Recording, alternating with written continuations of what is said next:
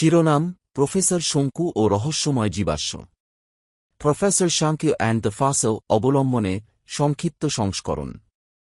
Professor শঙ্কু গিরিডিহর এক বিখ্যাত বিজ্ঞানী, যিনি সবসময় অদ্ভুত ও রহস্যময় আবিষ্কারে ব্যস্ত থাকেন। একদিন তিনি একটি চিঠি পেলেন। জার্মানির বিজ্ঞানী প্রফেসর নেৎসিঙ্গার তাঁকে ডেকেছেন, কারণ পাহাড়ে খোঁড়াখুঁড়ির সময় এক আশ্চর্য জীবাশ্ম পাওয়া গেছে। শঙ্কু তাঁর আবিষ্কার, যেমন মিরাকিউরল ও বিধুশেখর রোবট, সঙ্গে নিয়ে জার্মানি পৌঁছালেন। নেৎসিঙ্গার তাঁকে একটি কাঁচের বাক্সে রাখা জীবাশ্ম দেখালেন। মাথার গঠন কিছুটা মানুষের মতো, কিন্তু অনেক বেশি প্রাচীন ও অজানা। রাতে ল্যাবে অদ্ভুত শব্দ হতে লাগল। যন্ত্রপাতি খারাপ হচ্ছিল, আর দেখা গেল জীবাশ্মটি মাঝে মাঝে নড়ছে। শঙ্কু একরাতে জেগে রইলেন। ঠিক মধ্যরাতে জীবাশ্মটি হালকা আলো ছড়াতে শুরু করল। হঠাৎ তার চোখ খুলে গেল। সেই জীবাশ্ম জীবন্ত, এবং সে মানুষ নয়।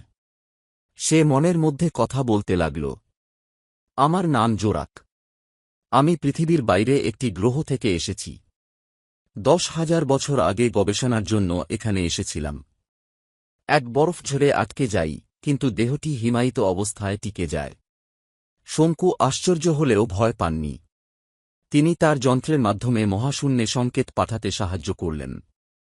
কয়েকদিন পর আকাশে এক উজ্জ্বল আলো দেখা গেল। পরদিন জীবাশ্মটি আর সেখানে ছিল না। সবাই অবাক, কিন্তু শঙ্কু কিছু বলেননি।